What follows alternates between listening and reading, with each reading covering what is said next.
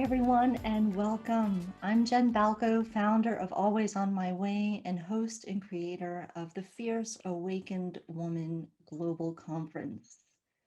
This is a virtual gathering of the brave and gentle-hearted who are following impulses for freedom, returning to the global village to share what we know, and inventing and illuminating new ways forward for ourselves and for our communities.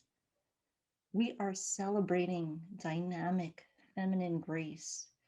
We're activating our grounded sense of masculine courage so we can all be fierce and fun and fantastic. Allow yourself to drop into the session with an open mind, with an open heart, tap into your own inner wisdom, feel into your own truth, and get ready to leap into your enlightened, embodied, and expressive self as we connect and learn from others who have already sparked their joy journey.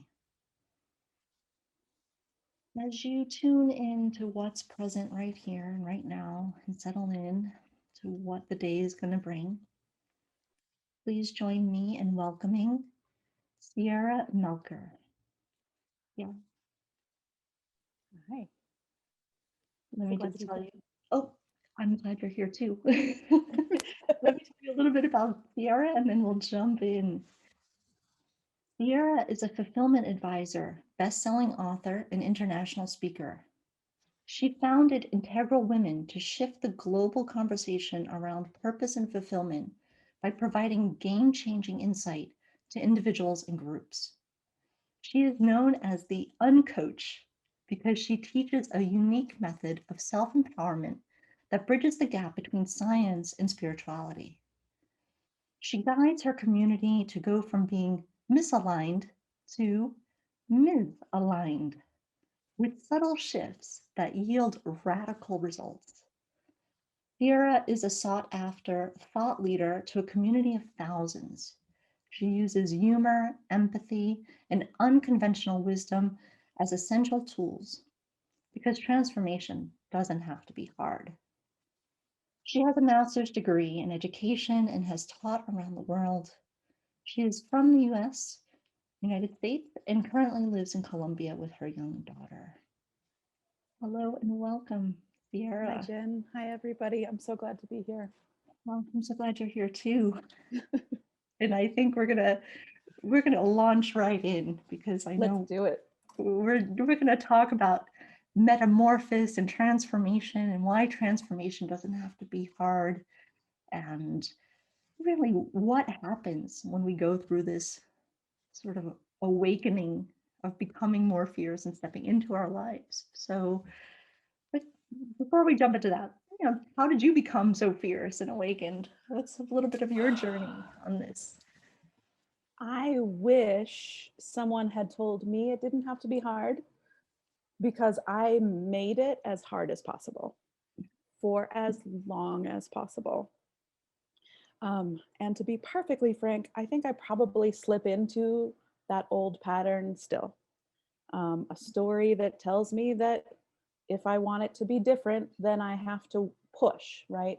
You called in the masculine and the feminine, and I only knew the masculine. And so I thought if I wanted big changes in my life, I needed to make big actions. And if I needed something to be different, I needed to like, um, which is a real thing.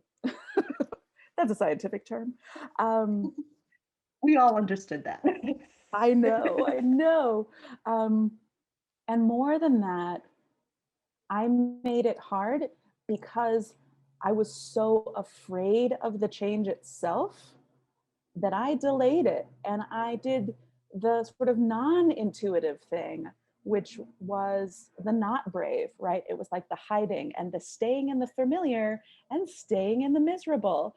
And so that's when I say transformation doesn't have to be hard, it doesn't mean it doesn't have to be scary. It doesn't mean it doesn't have to be messy, but it doesn't have to be unending anguish that we create for ourselves.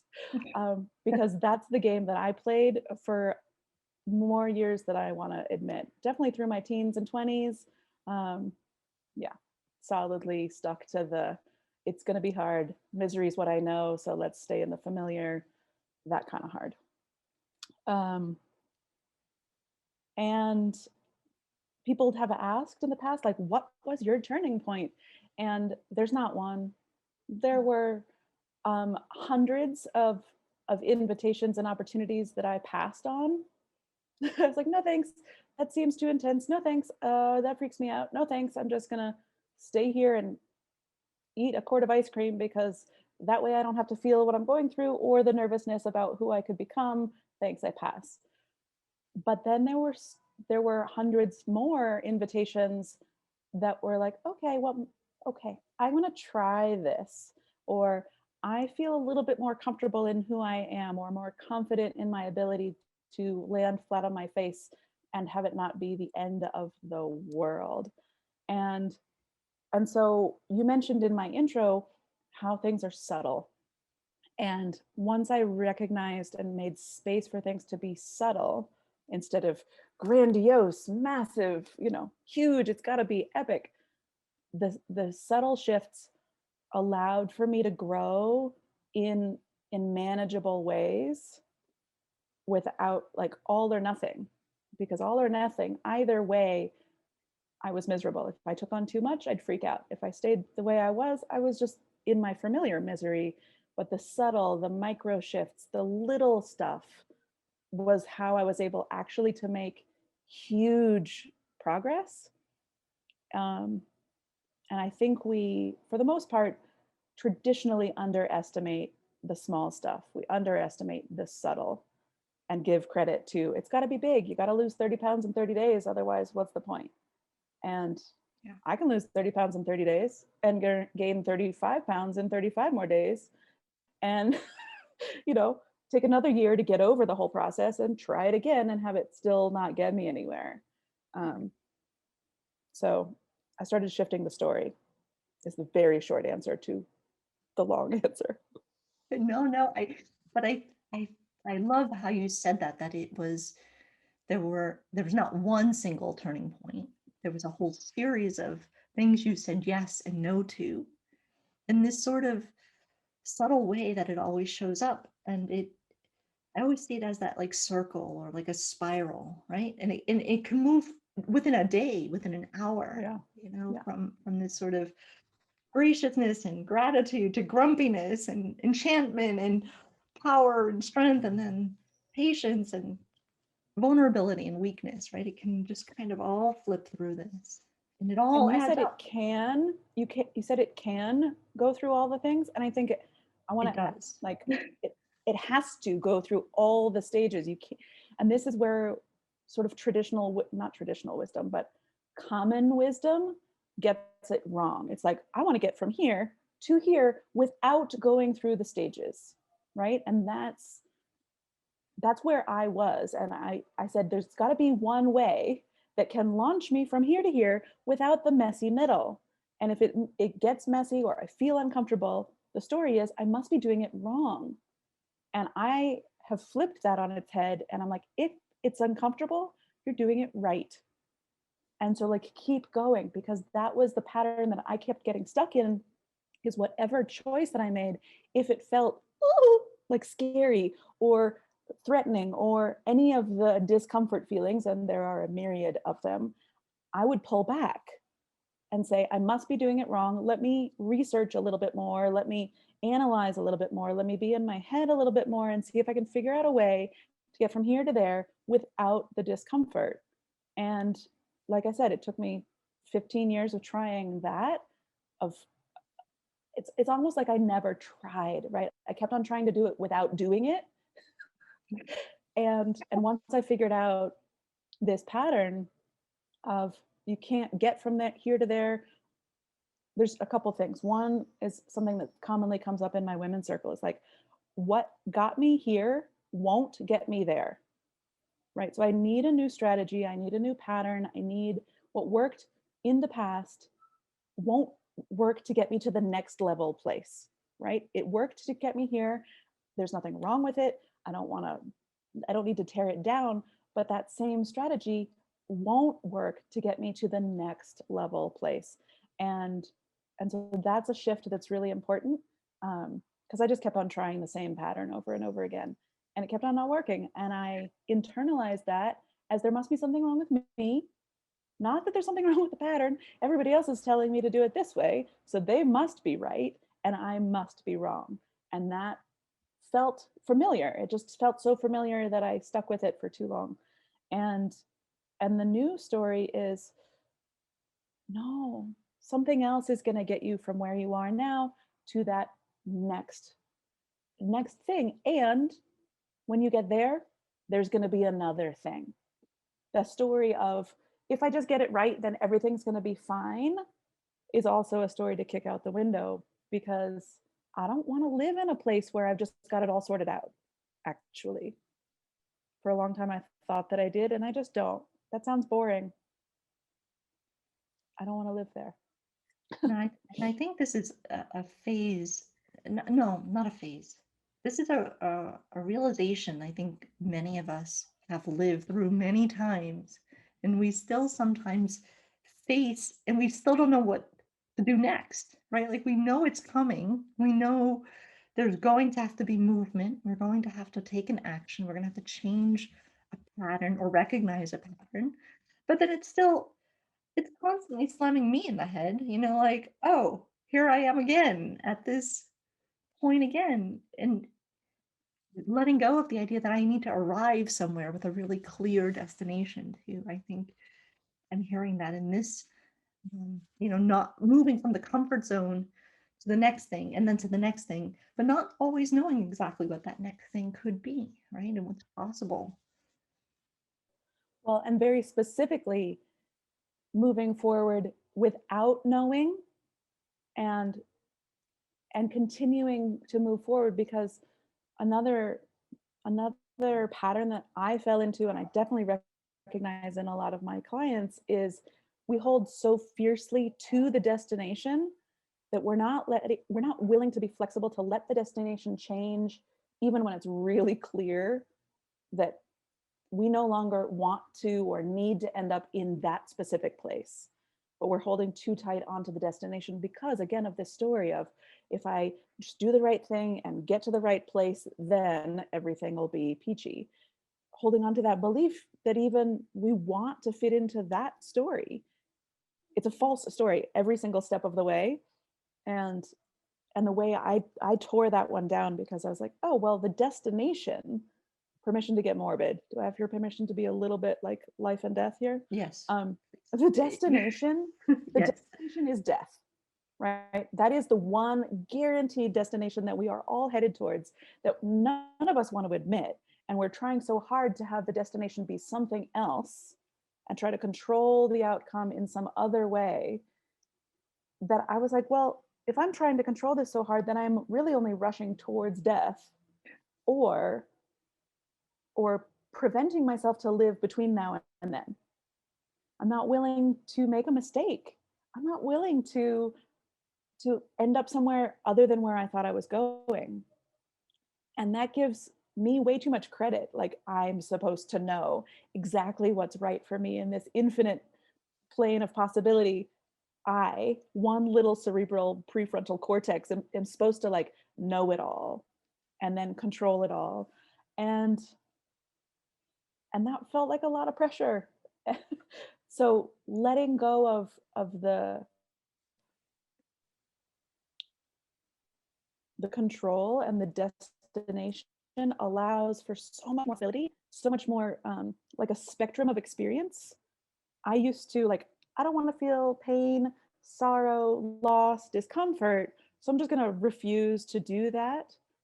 And I was cutting that out of my spectrum, but there's always an equal and opposite reaction. So I was also cutting like the joy and the excitement and the possibility and surprise. And so I just kept on like shrinking my spectrum of experience until I, was living just in here. That's not a lot. There's not a lot going on just in the middle. Like the wild, sensuous, you know, tear jerking everything is out here on the edges, and I had just scooted into the middle. And And I didn't want to live like that anymore because I really wanted the juicy stuff over here. I had to make space for the juicy stuff over here. And I actually love it. Like I really, not all the time, but quite often I'm enjoying the all of it. You know, the first time I really did this, I let myself fall in love. And to do that, you know, making space over here for this, the goodness, but I had to know that there was the equal and opposite experience over here. And so when the guaranteed and inevitable heartbreak came, it was the first time in my whole life that I had ever ached so much. I had ever wanted anything so badly to really lose, to feel the loss. And I let myself go in there and I was like, this is delicious. I mean, it's heart wrenching and horrible, but so ripe. And you know, I still expand and contract my spectrum of experience. And when I find myself in here, again, I'm sort of yearning for the depth of experience on either side. Um, but still, definitely fall into the patterns of trying to protect myself, but I end up protecting myself from either end. And that's, you know, going back to our earlier point of like leapfrogging from point A to point B. We're trying to scoop out the messy middle, the juicy stuff. And it's in the messy middle where hope is. It's where, you know, failure, we encounter the failure, but intellectually, this is what keeps me going rather than just the emotion is it's in the failure, in this part where we learn and where we grow, right? Yeah. So I was preventing my own growth by being unwilling to get into the messy middle. And you and I earlier, we were talking about the process of the metamorphosis Mhm. from caterpillar to butterfly. And this is a really common metaphor that coaches and you know, oh, just butterfly, caterpillar, butterfly, bing. And um, one of one of the core issues that I've identified from working with hundreds of women and myself included um, is this story that this misunderstanding of how things happen, how change really happens. And so I wrote a book about it called How Change Really Happens, because I think when we can intellectually understand just by really looking around the universe, the trees in front of my house, the succulents at my window, everything, all of nature, stars, cells, everything from macro to micro operates under certain principles. And yet the story we tell ourselves as humans is operating outside of those principles, right? Somehow going from here to here without the contraction in the middle. And while I was writing, I tear apart this metaphor of caterpillar to butterfly. Yay, metamorphosis. You go into the chrysalis and then you come out as a butterfly. Yes, that is all true, but no one talks about what happens right in the chrysalis because no one, I can't even remember the name of the word, it's some very fancy scientific word for people who study insects. Nobody, none of the coaches and none of the therapists are these fantastic creatures, people. So I did some deep dive research, what actually happens to a little caterpillar, fat, hairy, earthbound, outgrows. Like there's got to be something in a caterpillar's life that says, I'm done, I'm miserable, I'm going to give up everything I know, I'm going to wrap myself in a dark place and totally dissolve. The caterpillar is not just a happy caterpillar. Something in its psychology, physiology triggers it to say, enough is enough. And the same thing is true about people. No one just goes into a transformation process without some really heavy motivation, right? We're not like, hey, I'm just going to go transform this weekend and I'll be back. I'll see you later. It's usually through pain and discomfort and misery. And I don't think we're giving ourselves enough credit when we think the transformation, again, it's supposed to just happen. No, we are propelled towards transformation because something's not working. Something, we've outgrown a phase, we've outgrown a job or a relationship or just some evolutionary process within ourselves.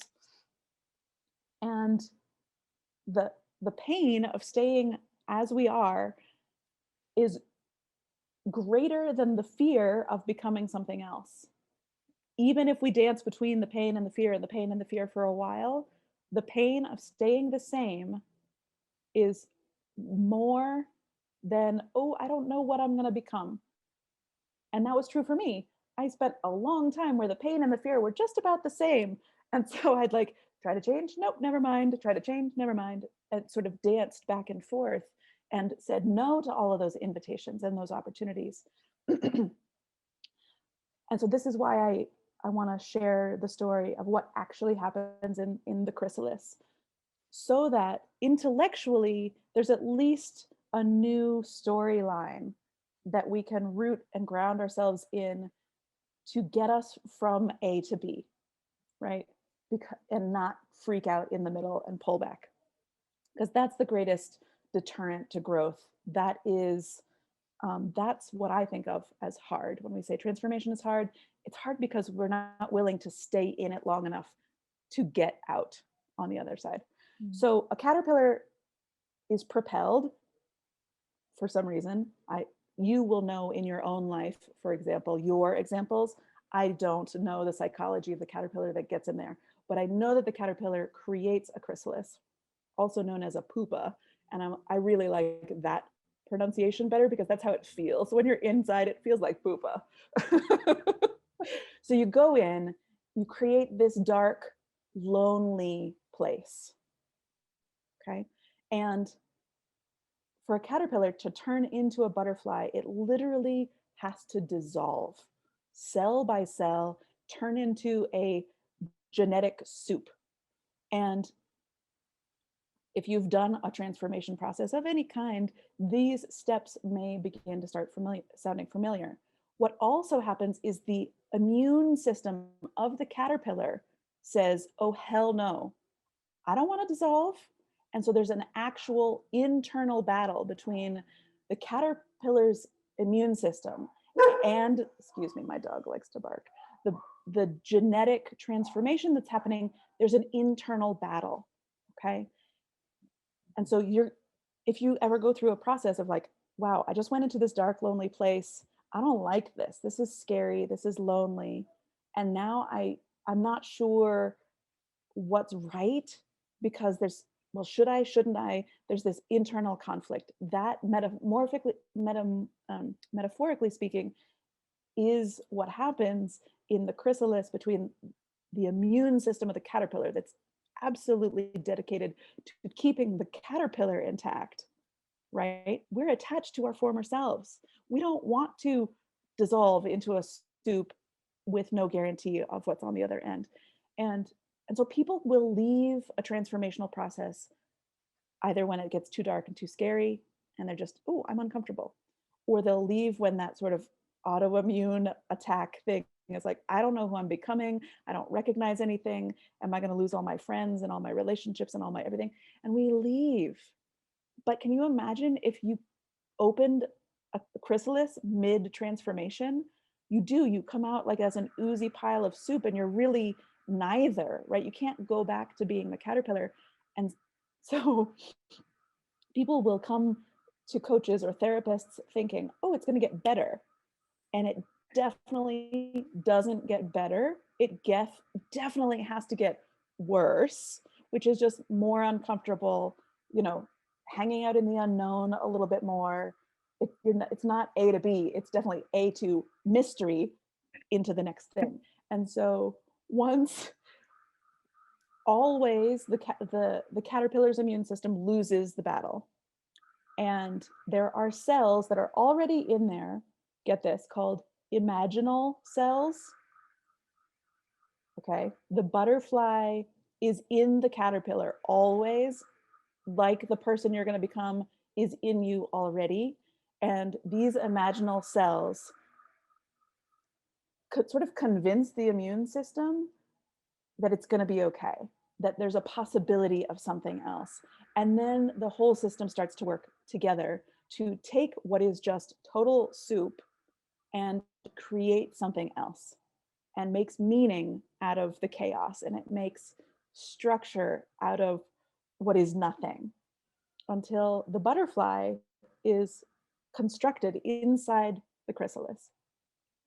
And then the very last stage, if you've ever actually, when I was little, we did a lot of science projects. And so we would take the, get caterpillars and watch them or find them after they'd been built their chrysalis. And we'd put them in little jars so we could watch the butterfly being born. If you've ever watched a butterfly being born, it's really slow and very anticlimactic for most of 24 hours. And then, but it looks like it's such hard work, right? This tiny little fragile butterfly is trying to push open a very hard shell. And what I have noticed, both in humans watching butterflies, but humans watching other people go through this, we really want to step in and help and ease the suffering of someone who's going through one of these processes. As a human, if you see a butterfly being born, so to speak, or hatching out of the chrysalis, do not, under any circumstances, help. Because if you do, you'll end up accidentally killing the butterfly, because the butterfly itself must push, it's pushing really hard against the shell. And by doing that, it's moving a liquid from the center of its body out into the veins of what will be its wings. You watch a butterfly come out, it's got all these like crinkly little wings, but this liquid is moving out into the veins, and then it hardens so that the butterfly can fly. And if you open the chrysalis for it, it never has to do that pushing. It never has to do its own fierce action to build its own structure, to have its own strength to become the next thing. And I think the same is true with people. As a helping professional, if I see someone there, I definitely feel this urge to like ease the suffering and help them, get out of it quickly. But I know, especially working with women and especially in empowerment, I can't empower someone for them. And if I do, I've really disempowered them by doing it for them. That I have faith in every single person that she can do this for herself. In fact, she must do this for herself. Otherwise, she hasn't just self-empowered, right? And so the same is true as we're transforming. We as people, empathetic people and women, we want to help, but we have to be really attentive to what help looks like. And so help might just be, I'm going to sit here, I'm here for you. I'll hold this container. I'll listen to anything you have to say. I know you got this. And that in itself is just so different. So the story of the caterpillar going through the mess, it's like you said, we have to go through all the stages. We have to do the spiraling, the face down in the mud, the feeling like we are not good enough and we can't possibly do this. The stages of labor actually mirror this process of the metamorphosis.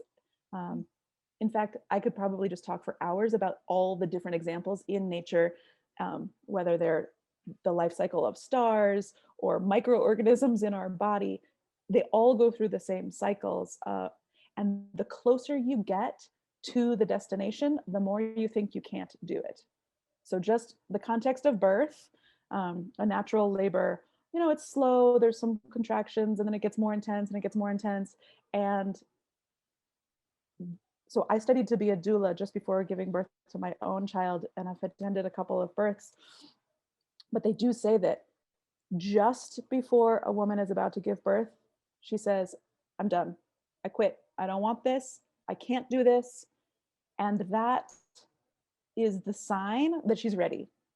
It's like the breakdown just before the breakthrough, which is why I call it a breakdown through. So the closer you are to being a full-on hot mess, the better.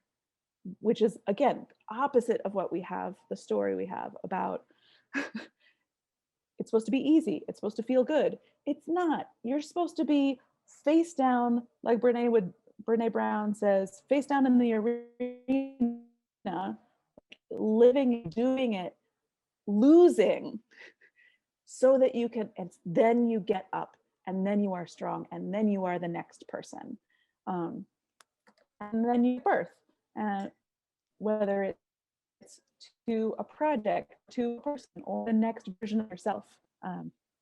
But really powerfully, we just have to change our own understanding of what discomfort is and what it signals.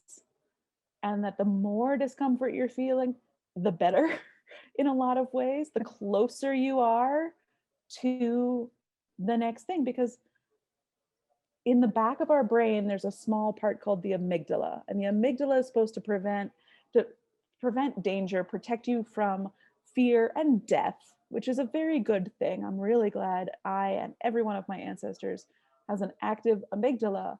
But in the 21st century, there are not so many saber-toothed tigers, and there are not so many things that are actually going to cause my death, right? Not enough people liked my social media post feels terrifying because the amygdala is doing its job, but it's not death, not actual death.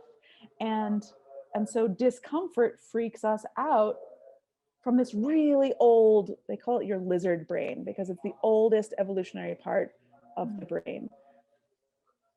But the discomfort is just because we're going into something that we don't already know.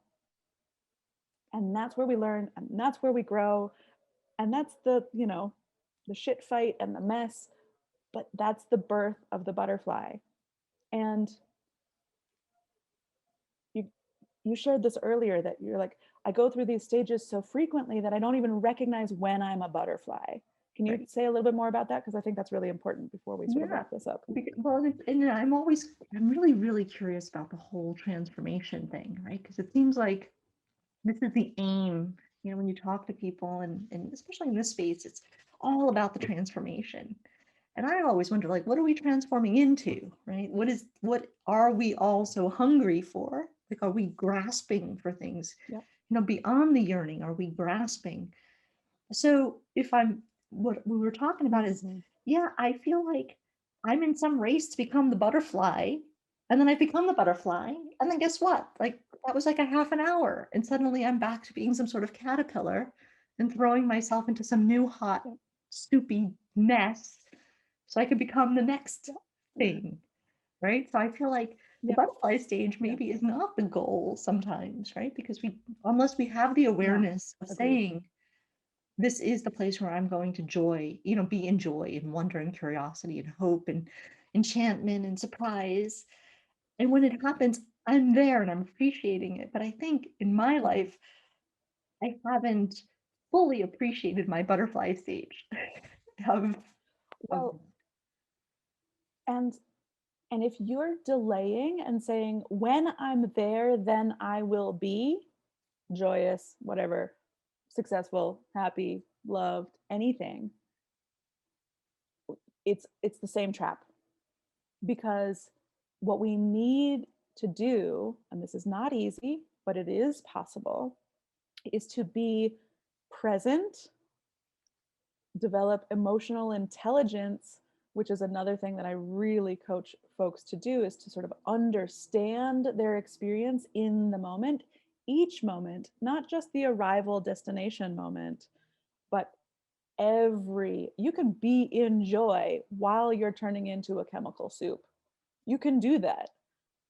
You can be elated by the total terror of having no idea what's going to happen next, right? It is possible. It sounds completely contradictory, but if you're not enjoying every one of the stages, you're certainly not going to enjoy the destination.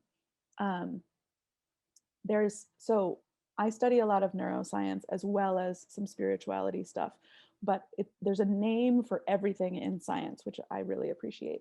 It's called hedonic adaptation.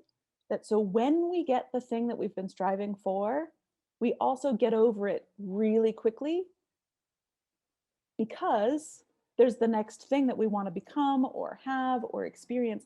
And so we're projecting our desires out into the future and not savoring them while we have them. The way we can practice that is savoring where we are right now. Before we got on to record this, I shared with you that I'm going through a really hard time. And that doesn't mean, well, I mean, I still am drawn to all of my numbing practices, like binging on Netflix and eating lots of sugar so that I don't have to feel all that I'm feeling. But what's happening is I know that, right? I'm aware of the numbing desire. Sometimes I'm aware of the numbing practice. And so I'm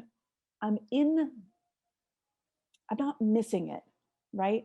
And I think that's what happens, is that we get so used to missing where we are because we're trying to be somewhere else, that when we get there, we miss that too. So we're just skipping our whole lives trying to get to the destination. At every destination, there's another destination, which is why I said we're just rushing towards death, because that's the only one that's sort of guaranteed. And we're just missing all of it, right? We're missing the agony and the suffering and the loss and the confusion and the discomfort and the misery. We're missing the excitement. And again, I put our spectrum on emotional spectrum sort of on a line, but I think it might be a circle where like the agony is so close to the ecstasy that they go together. And if we're putting everything on a line, because this is the other thing, we have progress, we're like here, I'm supposed to be up here, if I'm doing it right, then I'm gonna just get, I don't think lines actually exist in nature. They only exist in theory. And so circles, cycles, patterns are always circular and always cyclical. And if we're trying to get to the end of a line, we're only looking at it on a really small scale, because probably if you pull back large enough, this straight line is actually just a tiny little part of a circle. And we're just looking at this, what like here looks like a straight line, but here looks like a straight line too, and here looks like a straight line. And so we're just looking at it too close. If we can pull back and be like, this is my whole life. And of course, I'm going to go through phases and cycles of chaos and growth and contentment and joy. One of the things that I love to do for myself and my clients is help them recognize the patterns, recognize the factors that lead to one thing or another.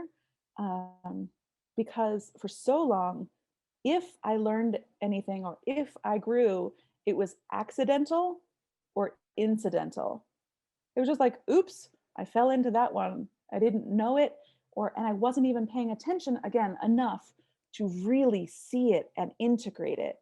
And so through, whether it's women's circles that I hold or one-on-one coaching or even the books that I write, everything is about intentional spiritual growth and even accelerated spiritual growth, which just means getting deeper into the soup sooner, right? At least on sooner, again, implies that there's a right way and there's a timeline and time is fixed, and I don't believe that. But even just, so I have been going through a really hard time. I'm in it and I'm allowing myself to be in it.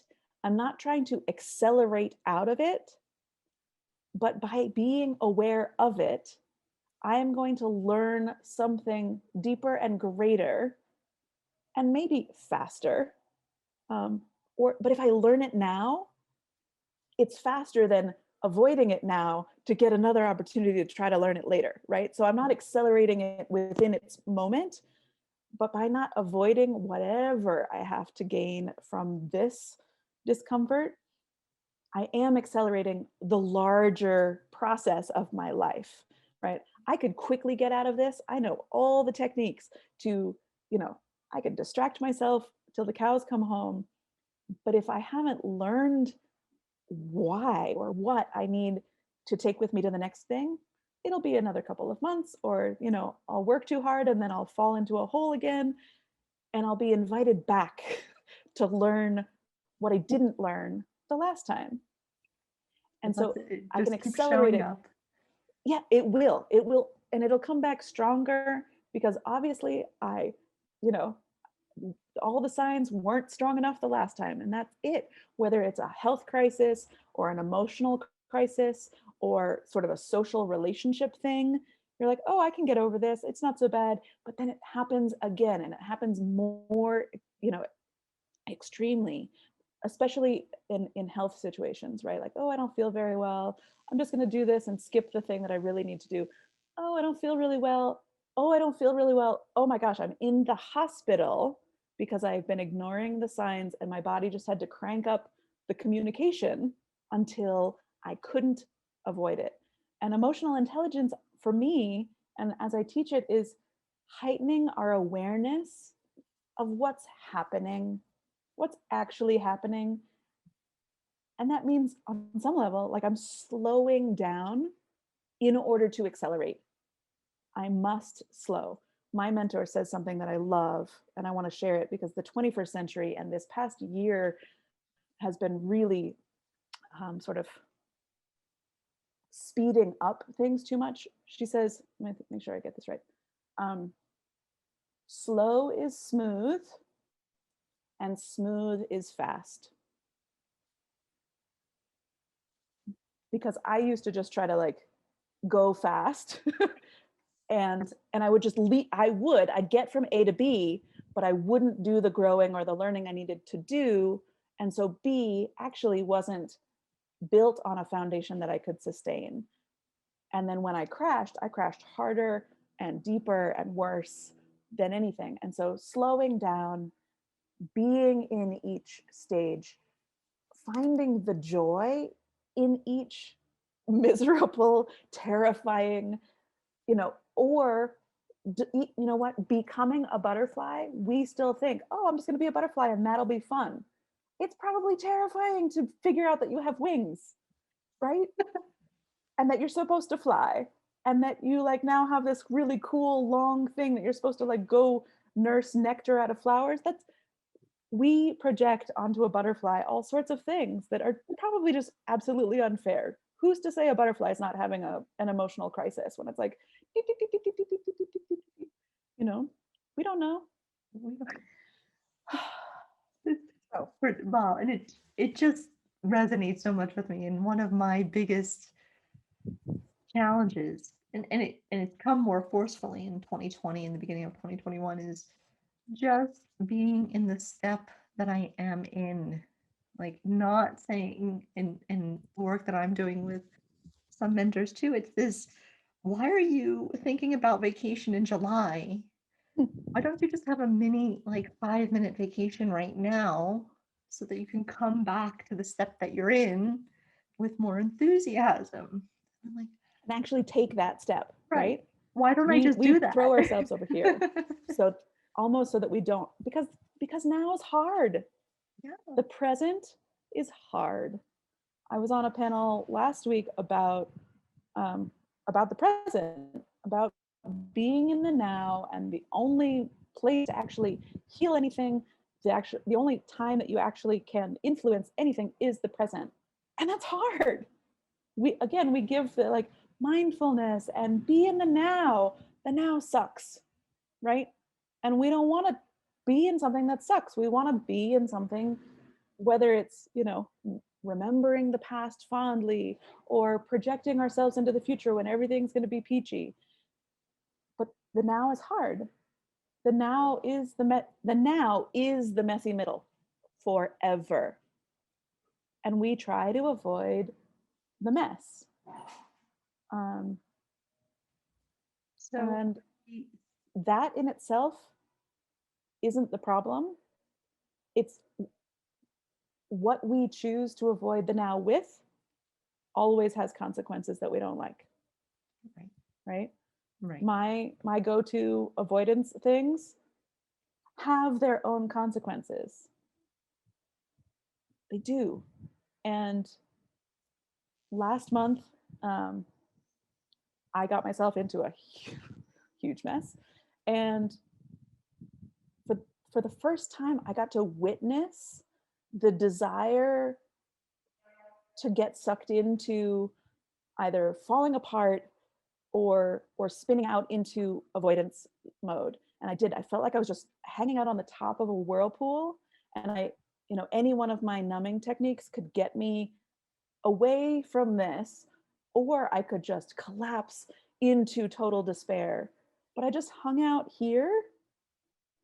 I didn't have a glass of wine. I didn't binge on Netflix. I didn't eat a bowl of brownie mix. I didn't do any of the, I didn't dive deep into work, because there's like positive and negative avoidance strategies. Mhm. I stayed there and I watched it. I watched my discomfort and wanting to get out of it, and either actually falling into the despair or spinning out into the numb. Both are getting out of that discomfort.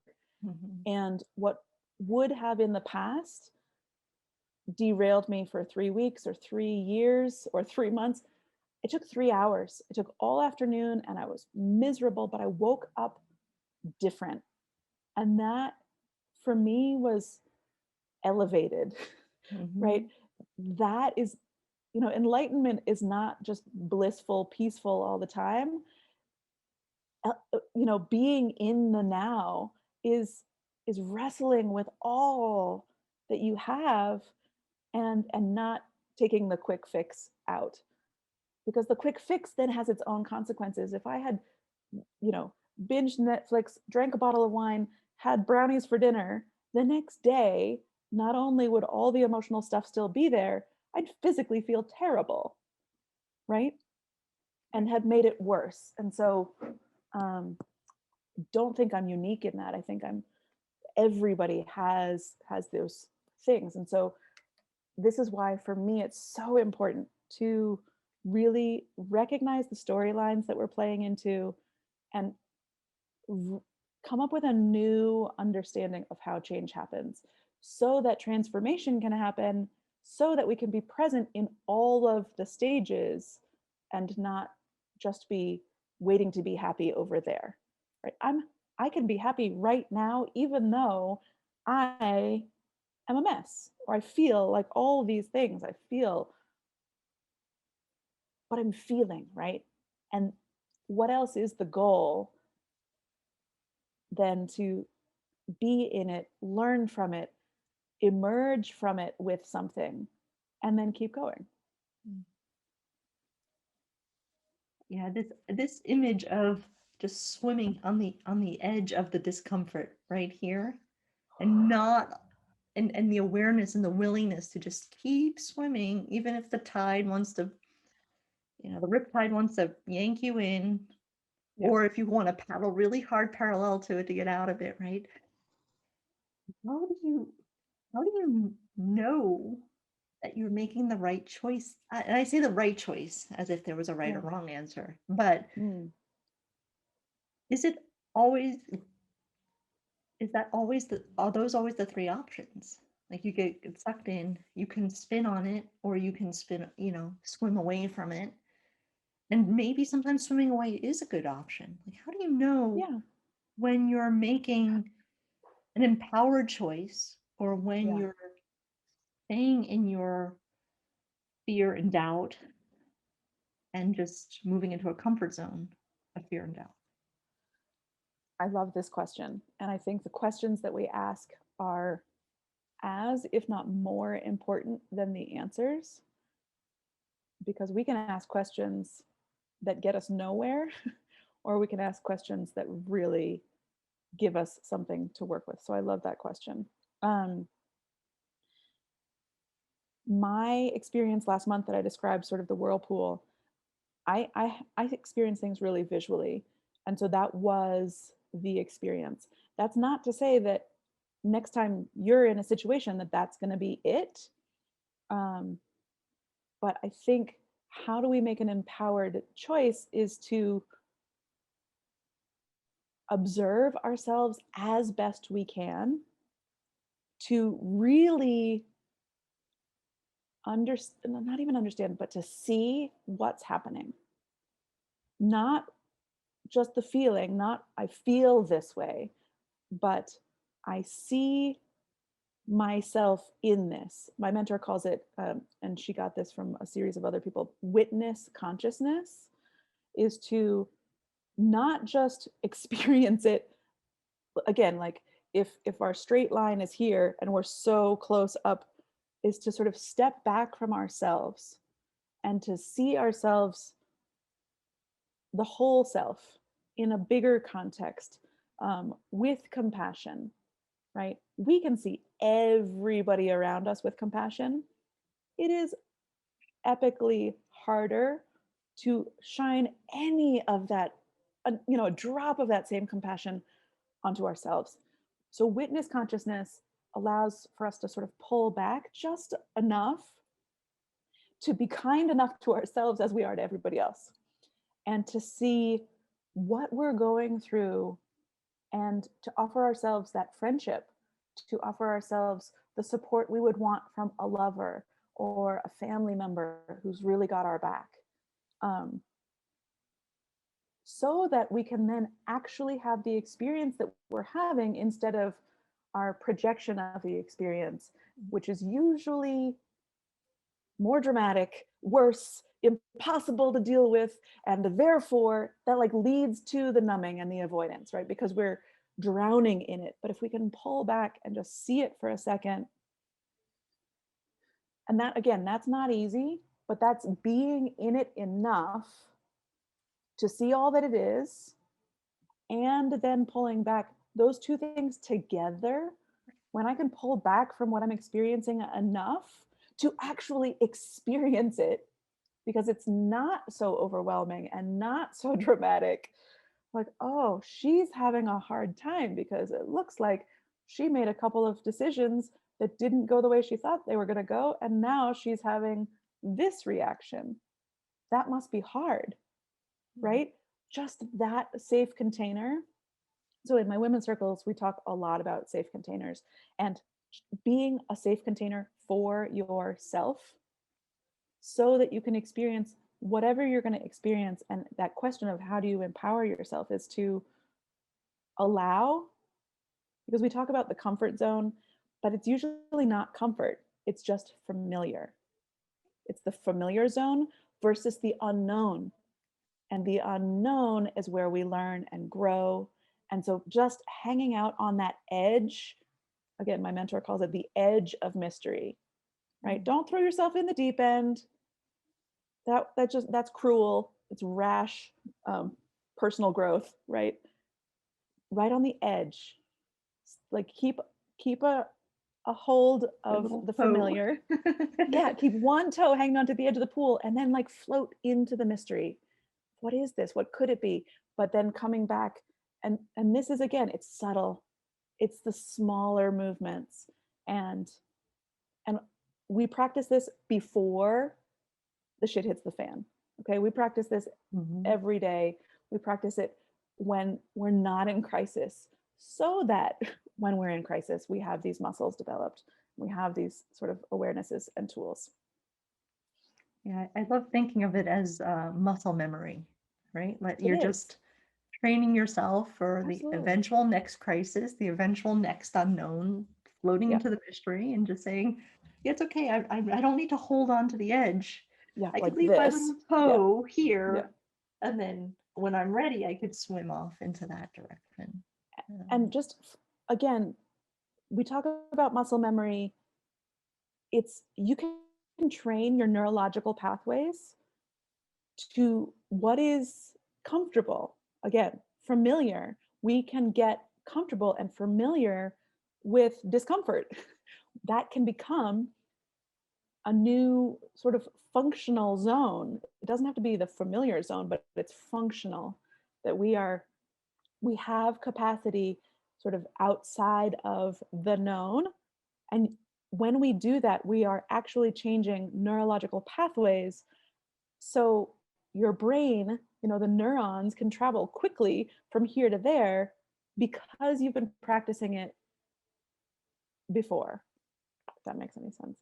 Yeah, it does. And it instantly reminded me, as you were saying that, of something that one of my coaches taught us on the first day of like marathon training way back, Mm. like 2002. He said, dress for the weather and get used to being uncomfortable.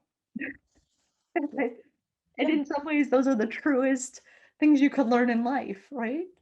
Okay, if it's raining outside, absolutely. put on an extra jacket or a hood Yep. and be ready to run uncomfortably in the rain. Like Yeah. that's just what it was. And I think about that often. And when you said it in the way you just said it about the discomfort and how we can move through it and create the muscle memory of that, yeah, you can get used to the discomfort, and it doesn't kill you in the end. It just makes your And feet it is work. so much more, and because the thrill of accomplishment and the becoming the next version of yourself, it's on the other end, right? Like that is the marathon. If we're not willing to be uncomfortable, we're not willing to grow, and we're not willing to learn, and not everybody's there yet, and that's okay. But if you are, you're not responsible for anybody else. You're only responsible for yourself. And if you're willing to play with discomfort, again, play with it. Don't work on it. Work sucks. Play with discomfort. Play with mystery, right? I have a 5-year-old at home who's just constantly reminding me the value of play. Let's play at cleaning the dishes. She played cleaning the house for an hour and a half yesterday, and the house got clean. I'm like, let's play at this more. We can play into our discomfort. We can play into mystery and play with despair. Play with it. What is it? Get curious about it so that it doesn't, feel so hard. Again, transformation doesn't have to be hard. It can be, I wonder what that is. It's full of wonder. Yeah. And I'm in it right now and it doesn't feel great, but I've built this construct that it's still okay. Okay. And I can be curious about the discomfort and I can poke around in it. And then I can avoid it for an hour and a half on Netflix and then I can come back to it. And I don't have to torment myself about, you know, the the comfort or the discomfort at all. It's just curiosity. Yeah, and the movement of it, right? And Yeah. we were talking about this too. It's sort of that, yeah, the graciousness and the gratitude, and then the grumpiness, and then you come back to the graciousness and the gratitude and the Yeah. grumpiness, and you just make that The the the flow. last thing the last thing I want to say is there's so much talk about being in balance, right? Yeah, And yeah, I used to have this vision that balance again was some sort of straight line, and there's one place in the middle that if I just hold it, if I get to the right place and hold it firmly, then I'm balanced. And I no longer believe that balance for me is the fluidity between the opposite extremes and the moving like a wave, right? Or the cycle. I am just here and I am there. I am menstruating and I'm ovulating and I'm, full moon and I'm new moon. I am out in the world and I'm crawling into my cave. And the balance is moving between the extremes, not finding some static, hard place. Um, and that's for me, balance and growth and transformation. It is that continuous, I'm not even going to say constant, I'm going to say continuous, fluid change, because that's guaranteed, right? yeah. That that If we is had another so hour, true. we could probably get into like resilience and all of this stuff. But I think resilience, especially in this past year, has come a lot with the willingness and ability to move and change in discomfort. And that's what it is. No, I think that's it. I think let's end on that flow of being between, the playfulness and the resilience and the patience and the push, right? So that's Yeah. the place that we probably all find ourselves. And before we go, I want to just mention that you have a free gift, access to Yes. a 6-part binge-worthy video series called The Ultimate and Winding Path to Fulfillment, which will have the link on your speaker page there. But any last notes about that or what that gift is? And That's a series. It shares some of the things we've touched on here as well as more, but it's a foundational practice about figuring out how to change our own thoughts so we can change our behaviors and find fulfillment on every step of the path, not just how to get to the destination. It is, again, even the title, the ultimate and winding path, is that it's not a straight line, that fulfillment can be cultivated all the way through. And because, so I am a fulfillment advisor, and one thing people think about fulfillment is, if I do this, then, once I'm there, then. But fulfillment is, through so many people that I've worked with, fulfillment is actually in the striving. Fulfillment can just be in the reaching for something, the desire, and then the action towards it. Even if you're flat on your face, you're like, well, that was fulfilling because I tried. And for so long, I lived a life where I was too afraid to try. I didn't want to get it wrong. I didn't want to mess it up. And so I didn't try, so I wasn't fulfilled.